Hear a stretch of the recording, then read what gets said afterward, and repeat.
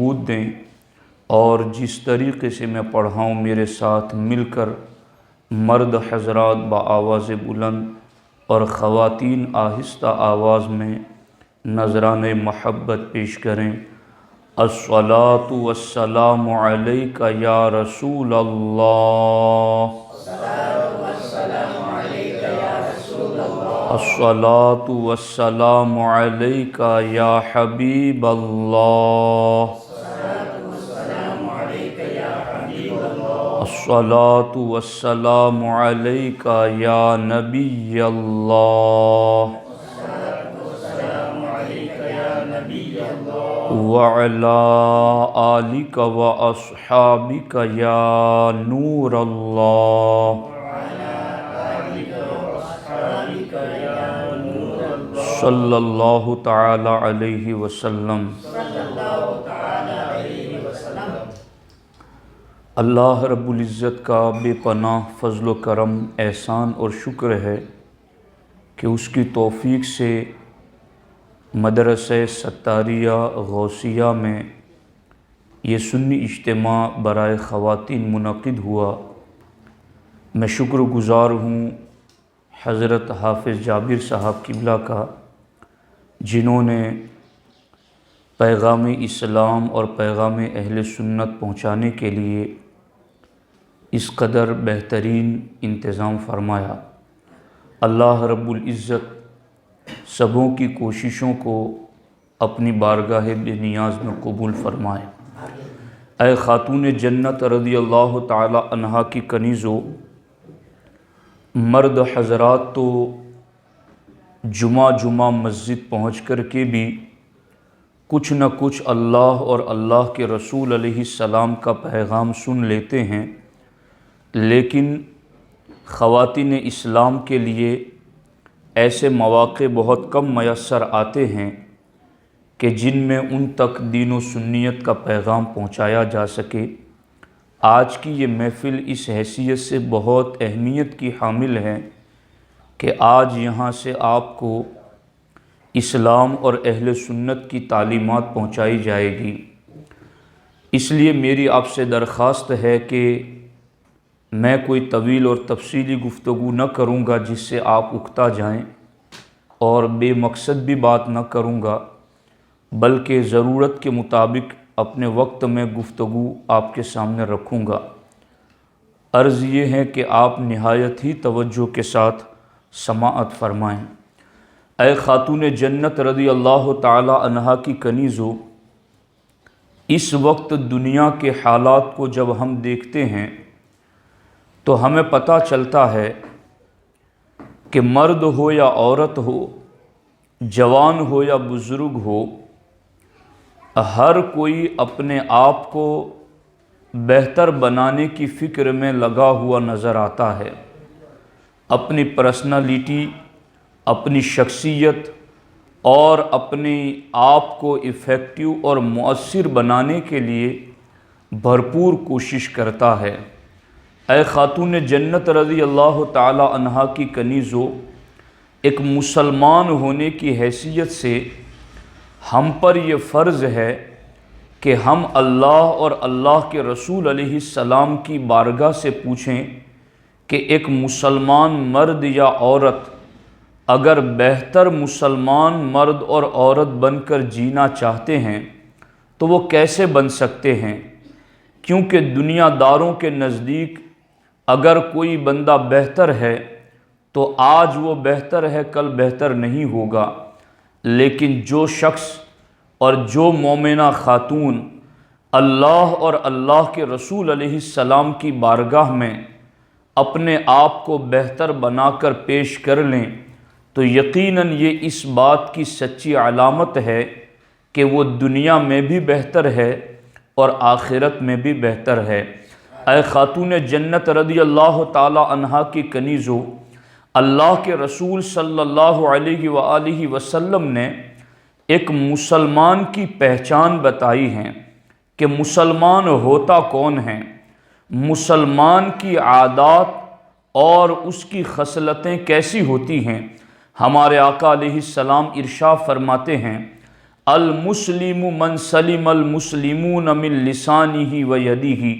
مسلمان وہ ہیں جس کی زبان اور ہاتھ سے دوسرے مسلمان سلامت رہیں، یعنی جس کی زبان سے دوسرے مسلمانوں کو تکلیف نہ پہنچے، جس کی ہاتھ سے دوسرے مسلمانوں کو تکلیف نہ پہنچے۔ آپ دیکھیں تو صحیح، ہم اپنے آپ کو مسلمان کہتے ہیں اور آج ہم یہ تصور کرتے ہیں کہ ہم مسلمان ہیں اس لیے دنیا میں ذلیل ہو رہے ہیں۔ میں یہ سمجھتا ہوں اور میں نے بارہا اس بات کو مختلف جگہوں پر کہا ہے کہ ہم یہ سمجھتے ہیں کہ ہم مسلمان ہیں اس لیے ذلیل ہو رہے ہیں، جبکہ اصل حقیقت یہ ہے کہ مسلمان ہوتے ہوئے ہم اسلام پر نہیں ہیں اس لیے ذلیل ہو رہے ہیں۔ اب اسلام کیا ہے اور مسلمانی کیا ہے؟ اے خاتون جنت رضی اللہ تعالی عنہا کی کنیزو، ایک مسلم خاتون کا کردار کیا ہونا چاہیے؟ اس کے اندر کم از کم بنیادی بات اتنی ضرور ہونی چاہیے، اگر اپنے آپ کو مسلمان کہلانا ہے تو ہمارے نبی جان رحمت صلی اللہ علیہ وآلہ وسلم نے فرمایا کہ مسلمان کی سب سے پہلی علامت ہی یہی ہے کہ جس کی زبان سے دوسرے مسلمانوں کو تکلیف نہ پہنچے،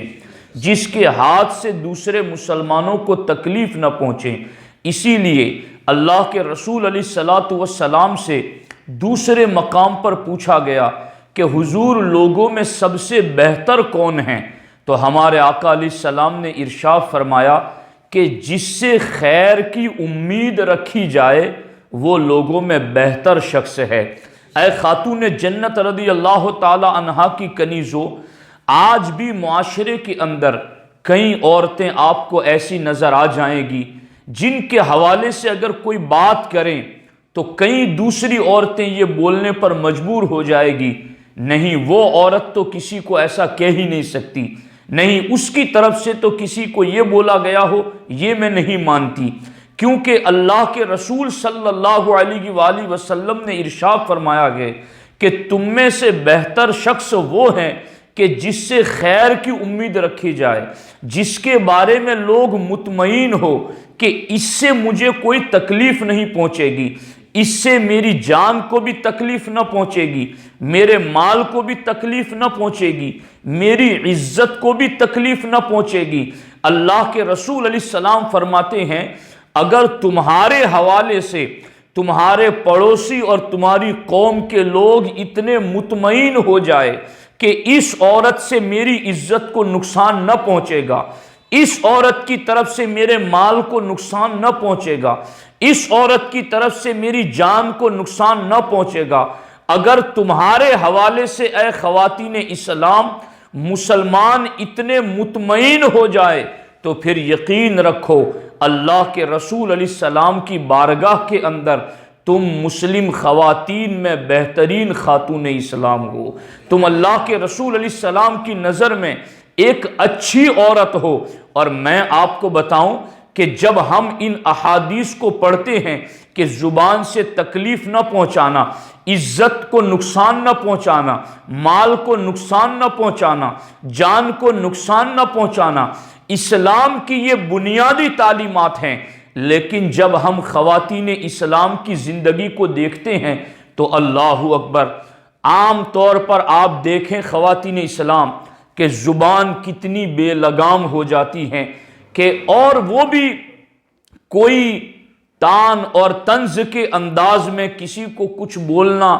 سیکھیں تو کوئی عورتوں سے سیکھیں کہ وہ کیسے مبہم ڈھکے چھپے لفظوں کے اندر پڑوسیوں کو تانا دینا، راہ چلتے ہوئوں کو تانا دینا، راستے کے اندر پانی گرا کر کے لوگوں کے لیے تکلیف دہ چیزیں پیدا کرنا، اسی طریقے سے اپنے گھر کا کچڑا کسی کی آنگن میں پھینک دینا، اس قسم کی درجنوں قسم کی باتیں اے خواتین اسلام جانتے ہوئے یا نہ جانتے ہوئے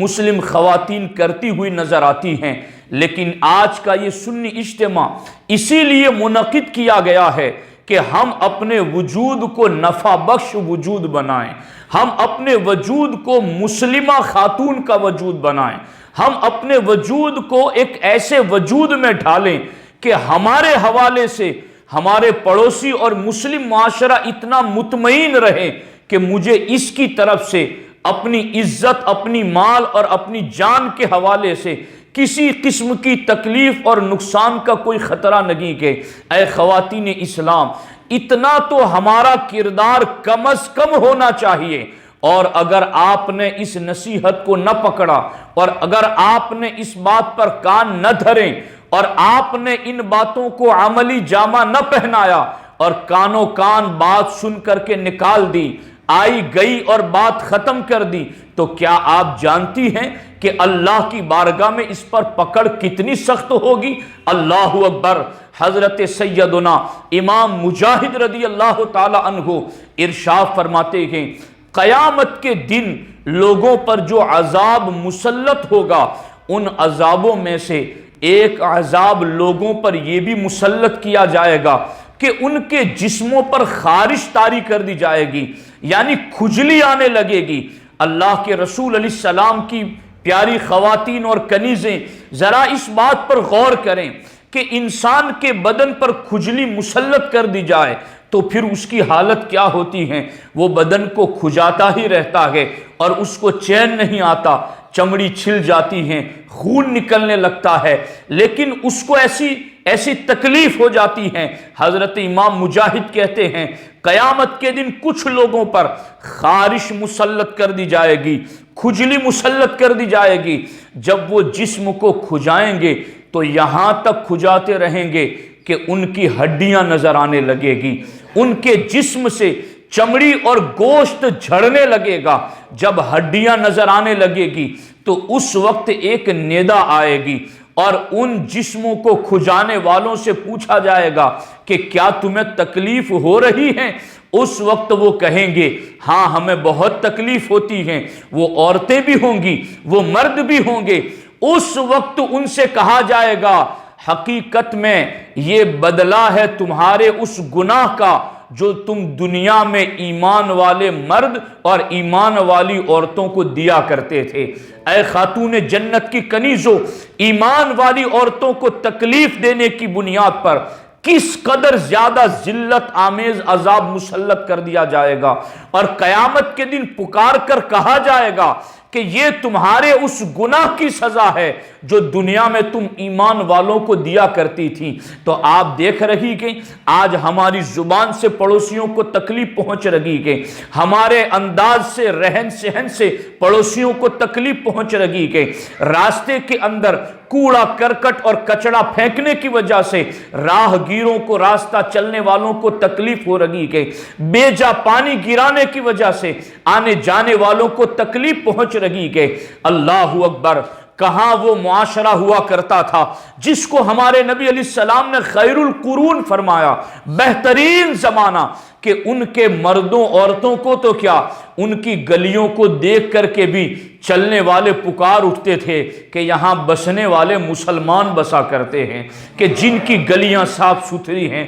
جن کے راستوں میں لوگوں کے لیے تکلیف دہ چیز نہیں ہے۔ اے خاتون جنت کی کنیزوں، اللہ اکبر۔ ایک روایت یہ بھی میں نے کہیں سنی تھی کہ ایک شخص کا سڑک حادثے میں اس وجہ سے انتقال ہو گیا کہ بیچ راستے میں کوئی بڑا پتھر پڑا ہوا تھا جس کی وجہ سے وہ گر گیا اور اس کا انتقال ہو گیا۔ ایک غیر مسلم شخص جب وہاں سے گزرا، اس نے یہ منظر دیکھ کر کے کہا کاش کہ اس راستے سے کوئی مسلمان گزرا ہوتا تو اس انسان کی جان جانے سے بچ جاتی۔ چونکہ مسلمانوں کے نبی نے انہیں یہ کہا ہے کہ راستے سے تکلیف دینے والی چیز کو ہٹانا بھی صدقہ ہے، اگر مسلمان یہاں سے گزرا ہوتا تو یہ پتھر ہٹ چکا ہوتا اور ایک انسان کی جان جانے سے بچ جاتی۔ اے خاتون جنت کی کنیزوں، آپ دیکھ رہی ہیں کہ اسلام کی ایک پہچان کیا تھی، اسلام کی ایک شبیہ کیا تھی، اسلام کو لوگ کس نظر سے دیکھا کرتے تھے، اور آج ہم نے لا علمی اور جہالت کی وجہ سے اپنے آپ کو کس منزل پر لا کر کے کھڑا کر دیا ہے۔ اللہ کے رسول علیہ السلام نے ایک مقام پر ارشاد فرمایا کہ میں نے جنت کے اندر ایک شخص کو اطمینان کے ساتھ چلتے پھرتے اور ٹہلتے ہوئے دیکھا۔ اللہ کے رسول ارشاد فرماتے ہیں میں نے اس شخص کو جنت میں اطمینان سے چلتے پھرتے اور ٹہلتے اس وجہ سے دیکھا کہ اس نے دنیا کے اندر راستے پر اگے ہوئے ایک درخت کو کاٹ دیا تھا، جس درخت کی وجہ سے آنے جانے والوں کو تکلیف ہو رہی تھی۔ لوگوں کو جس درخت سے تکلیف ہو رہی تھی اس مسلمان نے اس درخت کو کاٹ کر لوگوں کو تکلیف سے بچا لیا۔ مصطفیٰ جان رحمت صلی اللہ علیہ وسلم فرماتے ہیں اللہ نے اس نیکی کی برکت سے اسے جنت عطا فرما دی۔ اے خاتون جنت رضی اللہ تعالی عنہا کی کنیزو، ایک گھر کے اندر اگر 2 بھائی رہتے ہیں، 3 بھائی رہتے ہیں، تو آپس میں عورتوں کی جو زبانیں چلتی ہیں اور ان کے جو آپس کے انداز ہوتے ہیں، اے خواتین اسلام کیا مرنا نہیں ہے ہمیں؟ کیا ہمیں اللہ کی بارگاہ میں جواب نہیں دینا ہے؟ ہم کب تک اس طریقے کی ذہنیت لے کر جیتے رہیں گے کہ خود بھی بے قرار رہیں، اوروں کو بھی بے قرار کرتے رہیں، زبان سے ایسے لفظ نکالیں کہ کلیجے چیر جائیں، دل زخمی ہو جائے، انسان کا باطن لہو لہان ہو جائیں؟ آخر ہمارے نبی نے یہ نہیں فرمایا کہ تم مسلمان تو جب ہو کہ تمہاری زبان سے مسلمان محفوظ رہے، تم مسلمان تو جب ہو کہ تمہارے اعمال سے مسلمان محفوظ رہے؟ ہمیں تو حکم تھا کہ ہم دنیا کو سلامتی کا پیغام دیتے، مگر ہم نے تو اپنے گھر کو بھی سلامت نہ رہنے دیا، اپنے گھر میں رہنے والوں کو بھی سلامت نہ رہنے دیا۔ آج پریشانیاں اور مصیبتیں ہماری خود اپنے سروں پر لادی اور مسلط کی ہوئی ہیں۔ اگر ہم اپنے آقا کے بتائے ہوئے اصول کے مطابق مسلمان بن جائیں تو اے خواتین اسلام آج بھی گھروں کے اندر سکون ہو جائے، قرار آ جائے۔ کسی ایک حکیم کے پاس ایک عورت چلی گئی تھی اپنی ساس کی شکایت لے کر کے، اور کہا تھا میری ساس کا یہ معاملہ ہے۔ وہ واقعی میں حکیم تھے، انہوں نے ایک کاغذ کو کاٹ کر کے اس کو تعویذ نما بنایا اور کہا کہ اگر تم اپنی ساس کی طرف سے بد زبانی سنتی ہو اور تمہاری ساس تمہیں برا بھلا کہتی ہیں، اگر اس سے بچنا چاہتی ہوں تو یہ تعویذ میں تمہیں دیتا ہوں، جب تمہاری ساس تم پر غصہ ہو تو دونوں ڈاڑوں کے نیچے یہ تعویذ دبا دینا، اور جتنا دبا کے رکھو گی اتنا جلد اثر پیدا ہوگا۔ اے خاتون جنت کی کنیزو، یوں تو ہمارے نبی نے خود ہی کہا تھا کہ تم مسلمان تب ہو جب تمہاری زبان سے دوسرے محفوظ رہیں، دوسرے سلامت رہے، مگر یہ بات اگر سمجھ میں نہیں آتی تو اس حکیم کی بات سمجھو۔ وہ ساس روزانہ بولتی تھی، اب یہ گھر گھر کے معاملات ہیں ساس بہو کے، اور لوگ پھر خواتین اسلام ساس کو بہو کے ساتھ کیسے رہنا ہے، بہو کو ساس کے ساتھ کیسے رہنا ہے، یہ سیریلوں میں دیکھتی ہیں۔ تو جو سیریلوں میں انجام دکھایا جاتا ہے وہی انجام تمہاری زندگیوں کا بن جاتا ہے۔ تو کیا وہاں خیر والا کوئی پہلو ہوتا ہے؟ وہاں سے سیکھنے کی ضرورت کیا ہے؟ وہاں وہ جائے جن کے پاس اسلام نہیں ہے، وہاں وہ جائے جن کے پاس سیرت مصطفیٰ نہیں ہے، وہاں وہ جائے جن کے پاس قرآن نہیں ہے۔ اے خواتین اسلام تمہارے پاس کیا نہیں ہے؟ سرکار فرماتے ہیں ترکتکم علی ملت بیضاء لیلھا کنہارھا، اے میری امت میں تمہیں ایسا روشن دین دے کر جا رہا ہوں جس کی راتیں بھی اتنی چمکتی ہیں جتنا دن چمکتا ہے۔ اس دین کے اندر تو اجالا ہی اجالا ہے۔ اب اس حکیم کی حکمت پر عمل کرتے ہوئے اس بہو نے وہ تعویذ لے لیا، جب بھی ساس غصہ ہوتی تو یہ تعویذ کو اپنی ڈاڑھ کے اندر دبا لیتی۔ اب ظاہر سی بات ہے جب ڈاڑھوں کے درمیان اس تعویذ کو دباتی تو اس کا منہ بند رہتا۔ اب ادھر ساس مسلسل کئی دنوں تک بولتی رہی، مگر اب یہ بولنا چاہیں تو بولے کیسے،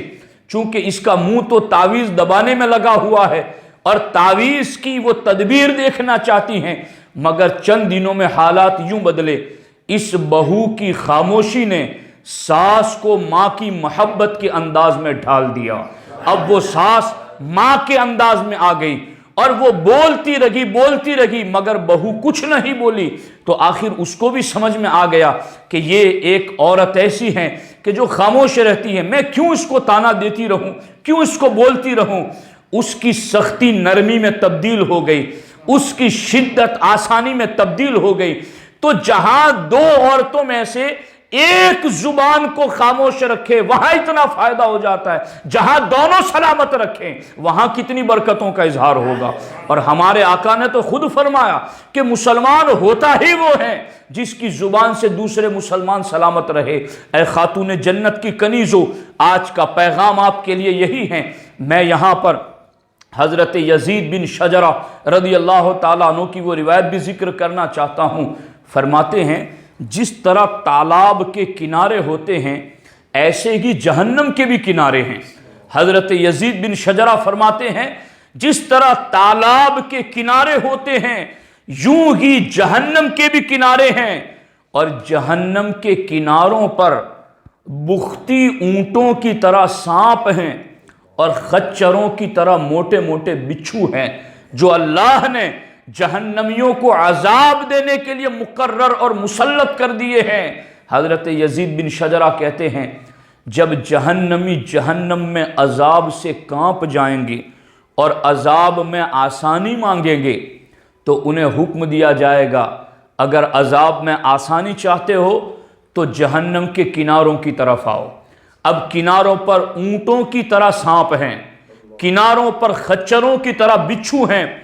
عذاب ہلکا مانگ رہے تھے تو انہیں کہا کیا کناروں پر نکلو۔ اب کناروں پر آئیں تو اونٹوں کی طرح موٹے موٹے سانپوں نے ان کے چہروں کو اور گالوں کو نوچ لیا، ان کی چمڑی کو ادھیر دیا۔ جب وہ کانپ گئے جہنم کے کناروں پر اس عذاب کو دیکھ کر، حضرت یزید بن شجرہ کہتے ہیں اس کے بعد وہ واپس بھاگے اندر آگ کی طرف جہاں سے وہ آئے تھے۔ جب وہ اندر گئے تو پھر ان پر خارش مسلط کر دی گئی، کھجلی مسلط کر دی گئی۔ اب وہ اپنے جسموں کو کھجانے لگے یہاں تک کہ ان کا گوشت بھی جھڑ گیا، پوست بھی جھڑ گیا، صرف ہڈیاں ہی ہڈیاں رہ گئی۔ اس وقت ان سے پھر پوچھا گیا کیا تمہیں آج تکلیف ہو رہی ہے؟ وہ کہیں گے بہت تکلیف ہو رہی ہے۔ اس وقت انہیں کہا جائے گا یہ سزا ہے اس بات کی جو تم دنیا میں ایمان والوں کو تکلیف دیا کرتے تھے۔ اے خاتون جنت رضی اللہ تعالی عنہا کی کنیزو، کیا فائدہ ہوتا ہے ہمیں غیبت کرنے میں، چغل خوری کرنے میں؟ کسی کی بیٹی کا رشتہ آیا تو کان لگا کر سنیں گی کئی عورتیں، اور کہاں طے ہوا پھر آگے اس کو جا کر کیسے توڑوانا، کیا پلاننگ کرنی۔ کسی کے اندر کوئی عیب ہے نہیں ہے اس کو بیان کرنا، اچھالنا، تلاش کرنا کہ کب دو عورتیں اکٹھی ہوں پھر میں جا کر کے وہاں ان کے عیبوں کو بیان کروں۔ اے خواتین اسلام، جن کی ہم اپنے منہ سے برائیاں کریں گے ان کا کچھ نہیں جائے گا اور ہمارا کچھ رہنے والا نہیں ہے، سب کچھ مٹ جائے گا۔ اور جہنم کا عذاب تو دیکھو، اگر ایمان دل میں ہے تو یقیناً کانپ جائیں گے آپ۔ ضرور آپ کے دل کے اندر خوف اللہ کا پیدا ہوگا کہ میں دنیا کی لذت کے لیے اور اپنے دلی حسد اور دشمنی کو پورا کرنے کے لیے کسی ایمان والی عورت کے عیب بیان کروں، اس کی تکلیف پہنچاؤں، اس کو نقصان پہنچاؤں، اس کی عزت میں نقصان، اس کی مال میں نقصان، اس کی جان میں نقصان میں پہنچاؤں؟ میں کیوں ایسا کروں؟ میں تو مسلمان عورت ہوں، اور مسلمان عورت وہ ہے جس کی زبان سے اور جسم سے دوسرے مسلمان سلامت رہیں۔ اے خواتین اسلام، ان احادیث پر نظر رکھو، اور میں آج تمہیں کہہ رہا ہوں یہ جو باتیں ہیں اس کو غیبی ہدایت سمجھو، اس کو پکڑ لو اپنی ڈاڑوں سے ان باتوں کو اور اپنی زندگیوں کے اندر داخل کرو۔ بہت بے قراری ہے، بہت بے چینی ہے، بہت بے سکونی ہے۔ یہ گناہوں کی بے چینی ہے، یہ گناہوں کی بے قراری ہے، یہ گناہوں کی بے سکونی ہے۔ غیبت کرو گی، عیب اچھالو گی، بد زبانی کرو گی، لان تان کرو گی تو کہاں سے قرار آئے گا؟ قرار تو قرآن کی تلاوت میں ہے، قرار تو اللہ کے ذکر میں ہے، قرار تو تسبیح و تحلیل میں ہے، قرار تو سجود اور تحیت کے اندر رکھا گیا ہے۔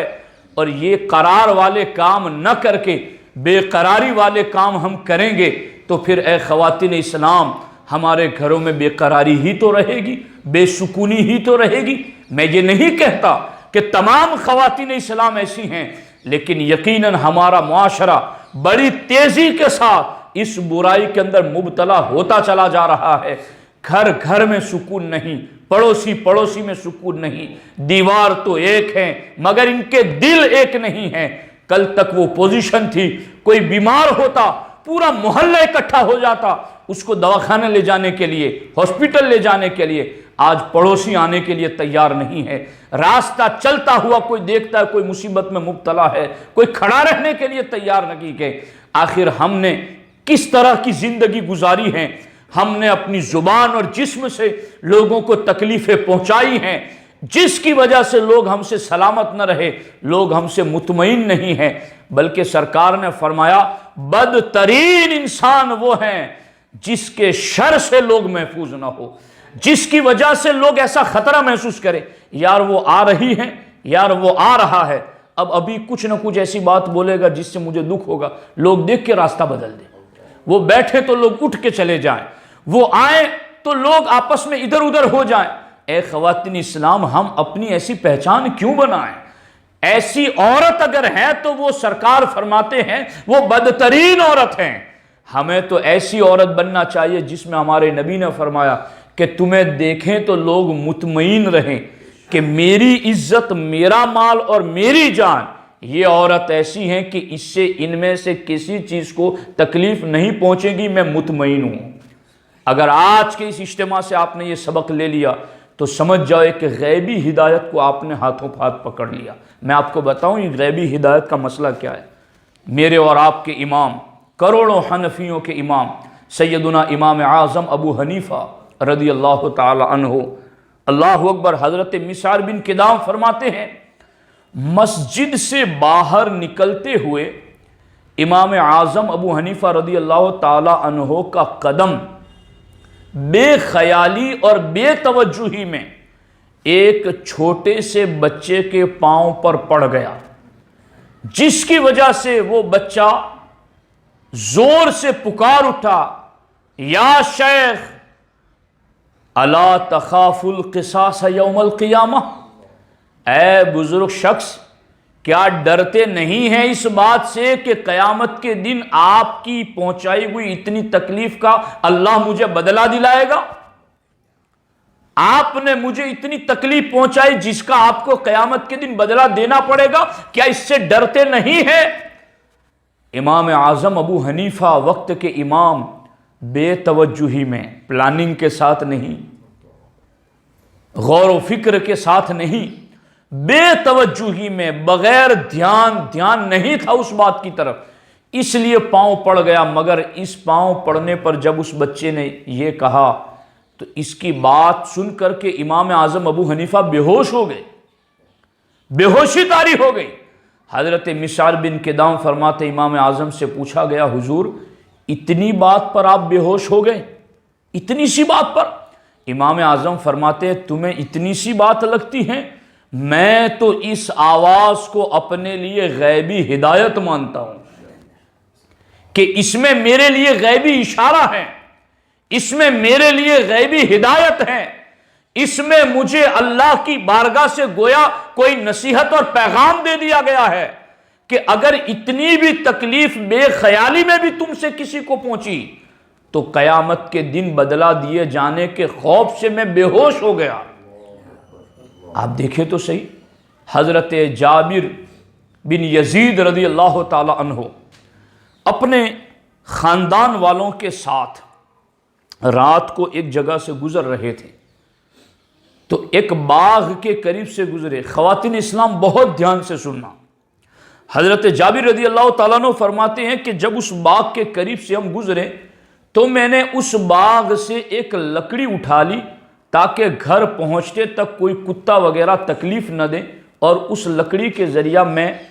ایذا دینے والے جانور سے اپنے آپ کو بچا سکوں، اس لیے اس باغ سے لکڑی اٹھا لی انہوں نے۔ اب لکڑی اٹھائی، جب گھر کے قریب پہنچے تو وہ لکڑی گھر نہیں لے گئے، مسجد میں لے جا کر وہ لکڑی رکھ دی اور مسجد میں جتنے لوگ تھے انہیں کہا کہ اس لکڑی کا خیال رکھنا، یہ فلاں کے باغ سے میں نے اٹھائی ہیں، صبح میں وہاں لے جا کر کے رکھ دوں گا۔ تو لوگوں نے کہا کہ حضور یہ لکڑی ہے چھوٹی سی، اور اس کے بارے میں آپ اپنے گھر بھی نہیں لے جا رہے ہیں، یہاں رکھ رہے ہیں اور ہمیں تاکید کر رہے ہیں کہ کوئی لے نہ جائے، اس کو واپس لے جا کر رکھنا ہے، تو اس میں کیا بات ہے؟ یہ تو معمولی چیز ہے۔ حضرت جابر ابن یزید رضی اللہ تعالیٰ عنہ فرماتے ہیں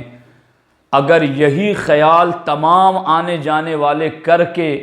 ہر ایک اس کے باغ کے قریب سے لکڑیاں اٹھا اٹھا کر لے جائے تو اس کا تو کچھ باقی ہی نہیں رہے گا۔ یعنی آج چھوٹی سی چھوٹی بات کو لوگ یہ سمجھتے ہیں کہ اب اس میں کیا ہو گیا۔ تو اے خواتین اسلام آپ غور کریں، میں نے تو یہاں تک علامہ ابن الحاج مکی رحمۃ اللہ علیہ کی روایت پڑھی، انہوں نے فرمایا کہ ایک بزرگ اپنے ساتھیوں کو لے کر کے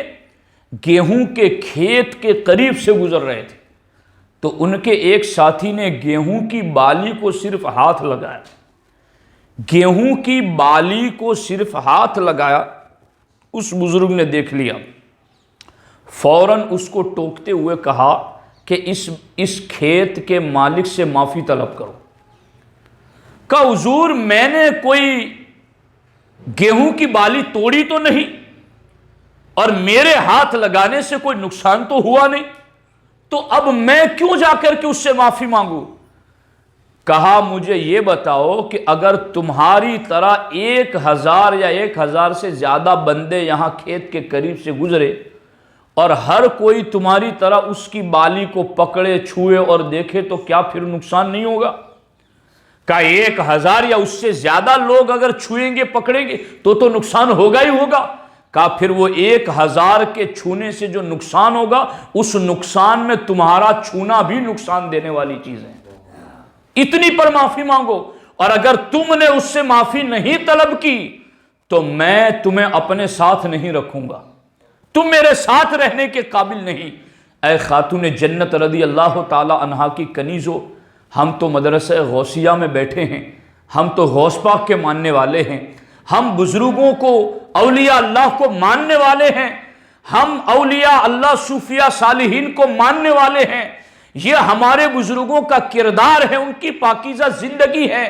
کہ وہ اتنی چھوٹی سی لکڑی بھی کسی کے باغ سے اٹھائی تو فرماتے ہیں اگر اس کو واپس نہیں لوٹایا تو میں سمجھوں گا کہ میں نے اس کو نقصان پہنچایا، اگر ایک مرتبہ اس کے کھیت میں گیہوں کی بالی کو چھو لیا اور معافی نہیں طلب کی تو میں سمجھوں گا کہ اس کو نقصان پہنچایا، اس کو تکلیف دی۔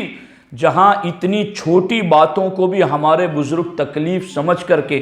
اس سے بچتے ہو اور اپنی ماننے والوں کو بچاتے ہو، تو پھر اے خواتین اسلام ذرا غور کریں اس بات کے اوپر کہ اگر ہم جو بڑی بڑی تکلیفیں نقصان پہنچاتے ہیں تو اس کا عذاب کتنا سخت ہوگا، اس کی پکڑ کتنی سخت ہوگی۔ جراحات السنان لها التیام ولا یلتام ما جرح اللسان،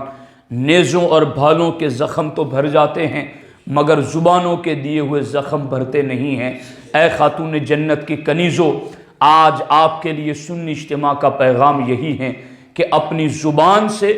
اپنے گھر والوں کو، اپنے پڑوسیوں کو تکلیف نہ پہنچاؤ۔ میں آپ سے اتنی امید رکھتا ہوں کہ آج آپ مدرسہ ستاریہ غوثیہ سے اپنے گھروں کو پلٹیں گی تو آپ کا ایک الگ انداز ہوگا، آپ کے پڑوسی، آپ کے گھر والے آپ کے طرز سے، آپ کے انداز سے ایسا محسوس کریں کہ اس عورت میں کوئی تبدیلی آ گئی، اور میرے کہنے پر نہیں، اللہ اور اللہ کے رسول کے کہنے پر۔ میں گنہگار ہوں، میرے کہنے کی کیا حیثیت ہے، لیکن ہمیں اور آپ، ہم سب کو مل کر اللہ کے رسول کی بارگاہ میں بہتر بننا ہے، اور وہاں وہ مسلمان بہتر ہے جس کی زبان سے مسلمان سلامت رہیں۔ اس کی اتنی کوشش کرو۔ اب اخیر کے اندر میں 3 وظیفے ذکر کر رہا ہوں، اور وہ در حقیقت امام جعفر صادق رضی اللہ تعالی عنہ کے عطا فرمودہ وظیفے ہیں۔ حضرت سفیان ثوری رضی اللہ تعالیٰ عنہ، جنہیں حجت اللہ کہا گیا، امام المحدثین کہا گیا، وہ ائمہ اہل بیت اطہار میں سے ایک بڑے امام جعفر صادق کی خدمت میں حاضر آئے، اور امام جعفر صادق کی خدمت میں آ کر کے انہوں نے کہا کہ حضور میں آپ کی بارگاہ سے اس وقت تک جاؤں گا نہیں جب تک آپ مجھے کوئی نصیحت نہ کریں۔ اے خواتین اسلام، میں نے اتنی شارٹ اور اتنی زیادہ فائدہ مند بات بہت کم دیکھی ہیں۔ ہماری زندگی کی 3 حالتیں ہیں، غور سے سنیں۔ ہماری زندگی کی 3 حالتیں ہیں۔ یا تو اللہ تبارک و تعالیٰ نے ہمیں نعمتیں دی ہیں اور ہم خوشحال ہیں، ایک حالت تو یہ، اور دوسری حالت یہ ہے کہ ہمارے پاس نعمتیں کم ہیں اور ہم تنگی میں ہیں، اور تیسری حالت یہ ہے کہ ہم کسی کے ظلم تلے دبے ہوئے ہیں۔ میں یہ سمجھتا ہوں کہ آج کے انسانوں کو آپ دیکھیں تو ان 3 حالتوں میں سے کسی نہ کسی حالت میں آج کا مسلمان مرد ہو یا عورت ہو ضرور ہوتا ہے۔ یا تو خوشحال ہیں، نعمتیں ہیں، کھانا پینا، روزی، بچے سب بہت اچھے ہیں، ایک حالت تو یہ ہے، اور ایک حالت یہ ہے کہ تنگی ہے، گھر میں روزی میں تنگی، گزارے میں تنگی، گھر تنگ ہیں، ہر قسم کی تنگی ہے، اور تیسری حالت یہ ہے کہ وہ کسی کے ظلم تلے دبے ہوئے ہیں، کسی حاکم کے ظلم کے تلے یا کسی اور کے ظلم کے تلے دبے ہوئے ہیں۔ امام جعفر صادق نے ارشاد فرمایا، اگر اللہ نے تمہیں نعمتیں دی ہیں، دھیان سے سنو خواتین اسلام، اللہ نے تمہیں نعمتیں دی ہیں تو تم ضرور اس بات کو پسند کرتے ہوں گے کہ یہ نعمتیں باقی بھی رہیں اور ہمیشہ رہیں۔ کوئی عورت ایسی نہیں جو یہ چاہتی ہو کہ میرے شوہر اور میرے بچوں اور میرے پاس اتنی نعمتیں وہ ختم ہو جائیں، بلکہ ہر کوئی یہ چاہتا ہے کہ نعمتیں ہیں وہ باقی بھی رہیں اور ہمیشہ رہیں۔ تو امام جعفر صادق نسخہ دیتے ہوئے فرماتے ہیں، اگر تم نعمتوں کو باقی اور قائم رکھنا چاہتے ہو تو اللہ کا شکر ادا کرو، کیونکہ اللہ نے قرآن میں فرمایا ہے لَإِن شَكَرْتُمْ لَأَزِيدَنَّكُمْ، کہ تم شکر ادا کرو گے تو میں تمہاری نعمتوں کو اور بڑھا دوں گا، اور بڑھا دوں گا۔ یہ تبھی ہو سکتا ہے جب باقی رہے اور ہمیشہ رہے۔ تو خواتین اسلام، آپ میں سے آدھی یا اس سے زیادہ عورتیں ایسی ہوگی جنہیں اللہ نے نعمتیں دی ہیں، تو پھر تمہیں کیا کرنا، کیا شکوہ شکایت نہیں، بے صبری والے جملے نہیں، اللہ کی نافرمانی والی باتیں نہیں، بلکہ کوئی آپ سے پوچھے کیا حال ہیں، آپ کی زبان سے بے خیالی میں بھی یہ جملہ نکلنا چاہیے، الحمدللہ رب العالمین۔ اتنی عادت بنا لیں اپنی، اللہ کی نعمتوں پر شکر کی اتنی عادت بنا لیں کہ دھیان نہ ہو تو بھی الحمدللہ رب العالمین نکل جائیں۔ اگر ایسا ہوگا تو نعمتیں باقی بھی رہیں گی اور دائم بھی رہیں گی۔ اور دوسری حالت، کئی عورتیں ایسی ہوگی جن کے گھروں میں تنگی ہوگی، رزق کے حوالے سے، باقی اور معاملات میں تنگی ہوگی۔ امام جعفر صادق رضی اللہ تعالیٰ عنہ ارشاد فرماتے ہیں، ایسی عورتیں زیادہ سے زیادہ استغفر اللہ پڑھتی رہیں، کیونکہ اللہ نے قرآن میں فرمایا ہے فَقُلْتُ اسْتَغْفِرُوا رَبَّكُمْ إِنَّهُ كَانَ غَفَّارًا يُرْسِلِ السَّمَاءَ عَلَيْكُمْ مِدْرَارًا وَيُمْدِدْكُمْ بِأَمْوَالٍ۔ اللہ نے فرمایا ہے کہ اللہ بہت بخشنے والا مہربان ہے، تم اللہ کی بارگاہ میں استغفار پڑھتی رہو، وہ مال کے ذریعہ تمہاری مدد فرمائے گا۔ تو اے خواتین اسلام، اگر گھروں میں تنگی ہے تو استغفر اللہ پڑھو، زیادہ سے زیادہ استغفر اللہ پڑھو، اپنے شوہروں کو بھی کہو، اپنے بچوں کو بھی کہو، اپنی بیٹیوں کو بھی کہو، استغفر اللہ کا ورد کرو۔ اور تیسری حالت، اللہ اکبر، اگر کسی ظلم تلے آپ دبے ہوئے ہیں، کسی کے زور اور دباؤ کے نیچے دبے ہوئے ہیں، تو امام جعفر صادق رضی اللہ تعالیٰ عنہ فرماتے ہیں پھر تم زیادہ سے زیادہ لا حول ولا قوت الا باللہ العلی العظیم پڑھتی رہو، اس لیے کہ لا حول ولا قوت الا باللہ پڑھنا یہ ہر ظلم سے نجات کی کنجی ہے اور جنت کے خزانوں میں سے ایک خزانہ ہے۔ اے خواتین اسلام، آج کی محفل کے یہ دو سبق آپ کے سامنے میں نے رکھے۔ پہلا سبق تو یہ، آج ابھی سے اسی وقت سے اسی محفل میں جو کچھ اپنی زندگی میں ہو چکا اللہ کی بارگاہ میں توبہ کریں، معافی طلب کر لیں، وہ بخشنے والا بڑا مہربان ہے۔ اور اس کے بعد اپنی زبانوں سے اپنی ساس کو، اپنے گھر کی دوسری عورتوں کو تکلیف نہ پہنچائے۔ بچوں پہ ڈھال کے، بچیوں پہ ڈھال کے، جانوروں پہ ڈال کے باتیں کرنا کہاں کہاں سے لوگوں کو آتا ہے، اور کیا ظلم ہے۔ مسلمان عورتیں ہیں، بچو، اپنے آپ کو بچاؤ، ایسا کردار بناؤ کہ تمہارے اور ہمارے جانے کے بعد بھی لوگ ہمیں اچھے نام سے یاد کریں، نیک لوگوں کی زبانوں پر ہمارا نیک نام آئے،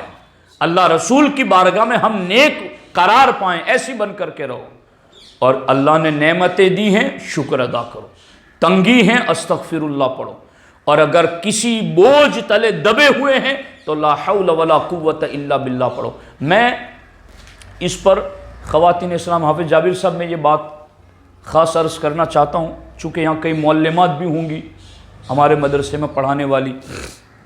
اور کئی عورتیں ایسی ہوں گی جو واقعی میں دین سے بہت رغبت رکھتی ہیں، جب بھی اجتماع ہوتا ہوں گا وہ دعوت دینے بھی نکلتی ہوں گی، اور ان کو لوگ قوم میں اچھی عورت سمجھتے ہیں کہ یہ دیندار عورت ہے۔ ایسے ساری عورتیں دیندار ہیں، مگر بعض عورتیں زیادہ ایکٹیو ہوتی ہیں۔ میں ایسی عورتوں سے کہوں گا کہ اگر آپ کو کسی کی حالت پتہ چلے کہ وہ تنگی میں ہیں،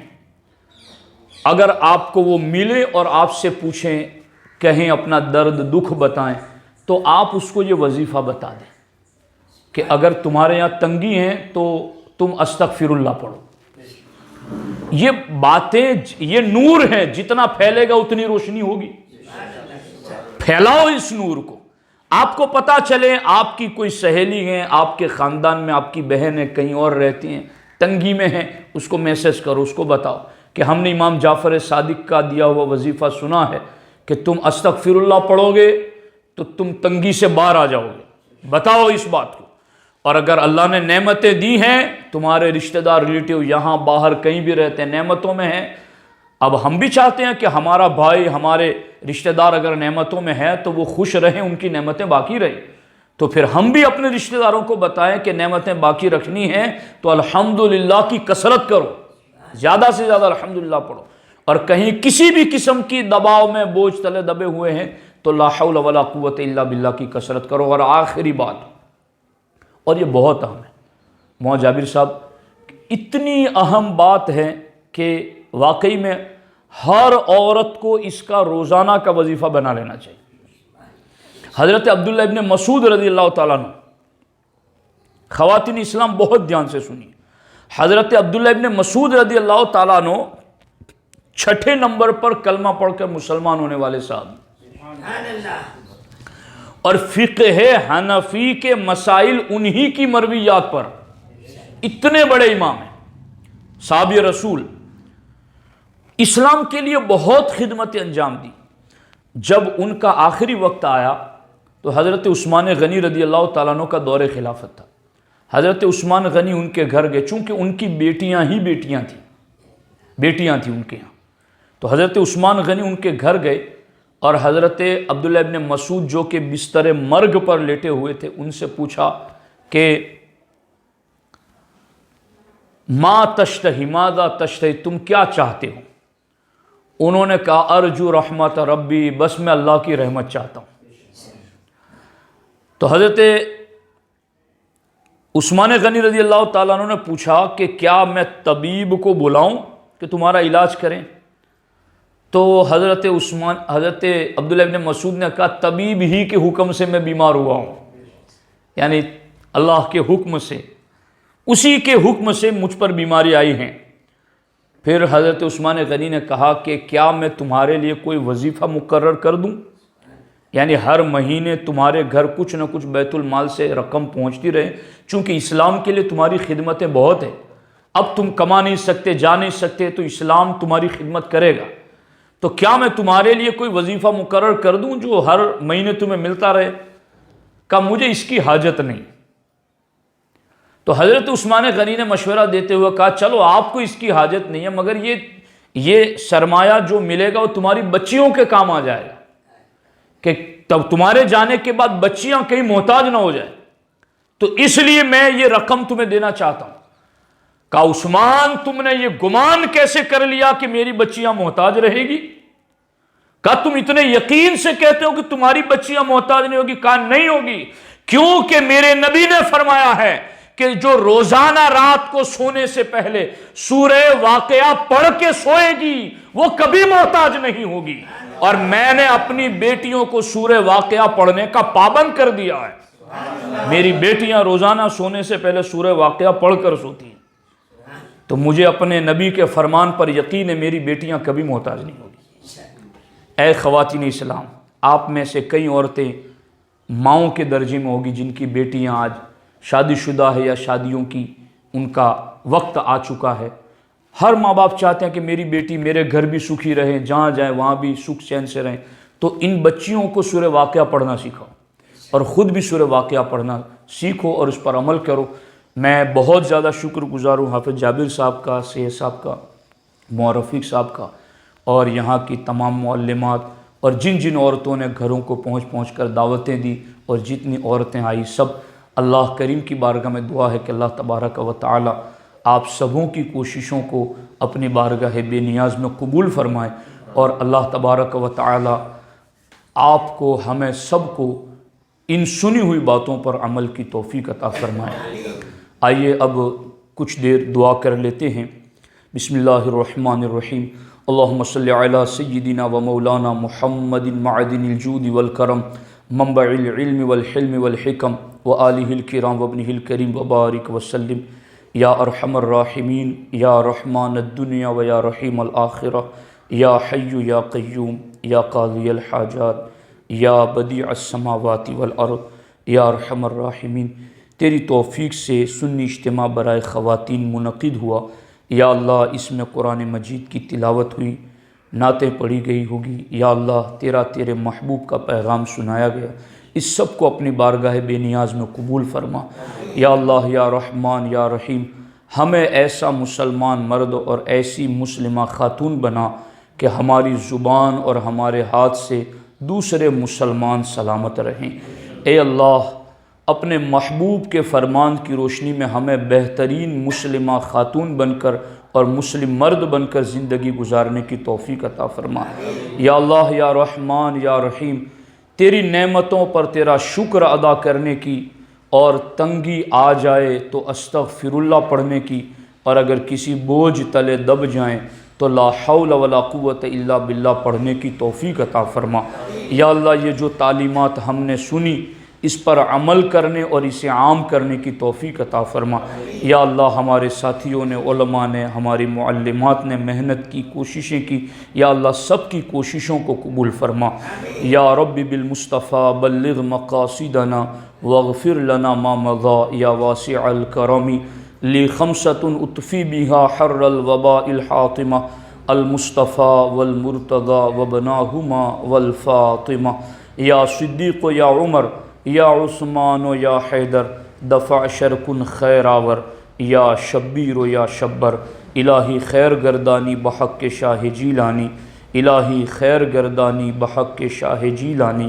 الہی خیر گردانی بحق کے شاہ جیلانی۔ ان اللہ و ملائکتہ یصلون علی النبی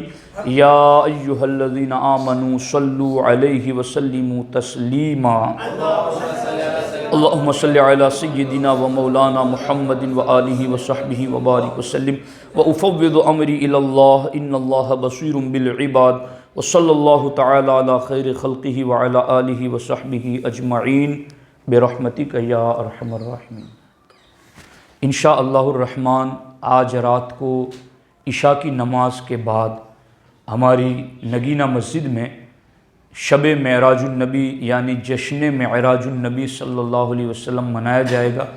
27ویں شب کے آنے سے پہلے پہلے ہم اپنے نبی کے عظیم معجزہ معراج کا فیض حاصل کرنے کے لیے آج رات عشاء کی نماز کے فوراً بعد نگینہ جامع مسجد میں انشاءاللہ عز و جل بیان ہوگا، جس میں بھی حاضری کی کوشش کروں گا۔ ہمارے دوسرے علماء مبلغین بھی موجود رہیں گے۔ میری آپ خواتین اسلام سے درخواست ہے، اپنے گھروں کے مردوں کو، اپنے بھائیوں کو، اپنے بچوں کو عشاء کی نماز میں نگینہ مسجد ضرور پہنچنے کی تاکید کریں اور انہیں بتائیں کہ عشاء کی نماز کے بعد ہونے والے اجتماع میں بھی وہ